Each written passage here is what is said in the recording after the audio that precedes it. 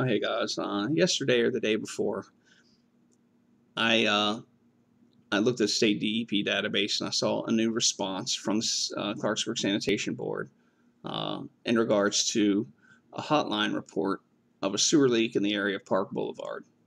Um, that runs from the Dairy Queen around the West Fork River back to Vito's Pizza.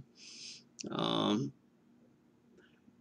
and they mentioned that certain sewer overflows were discovered to be leaking sewage again. These are the same sewer overflows that allegedly were fixed back in June, allegedly fixed back in April, one of which has been known to be leaking since 2013.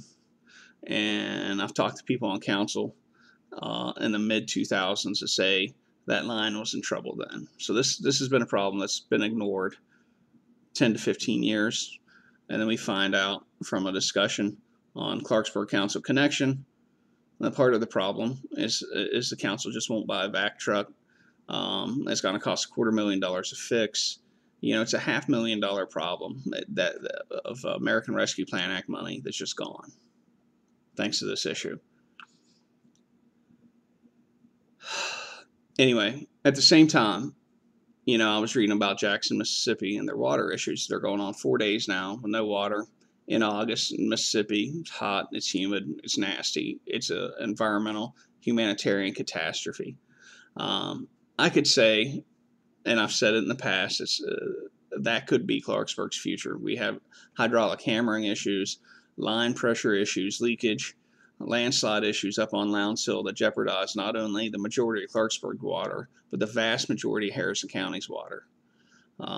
If we let this go, continue to let this go the way Jackson let their problem go, that could be us someday.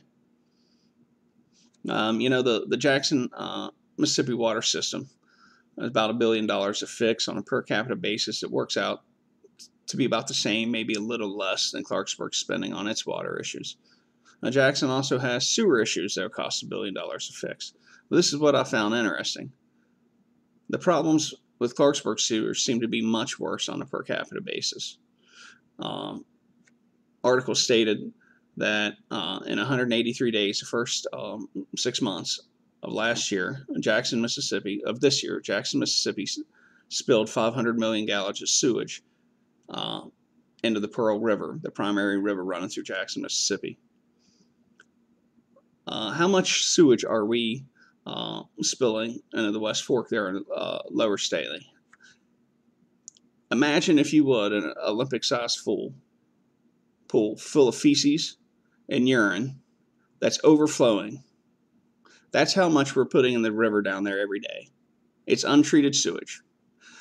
Jackson, Mississippi also has a problem where their plant doesn't have adequate capacity. Sometimes a flood, they just chlorinate some of it and dump it in the river, which is a practice we have.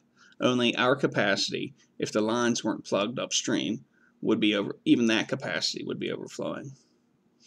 On a per capita basis, now, Jackson, Mississippi is known to spill 13.5 gallons of sewage, of raw sewage a day into the Pearl River. Just there in Lower Stealey, Clarksburg is spilling 42.5 or 42.6 gallons a day, more than 3.5 times as much on a per capita basis at just one place. I know of another place where I've been reliably informed that an possibly equally or more severe problem is occurring.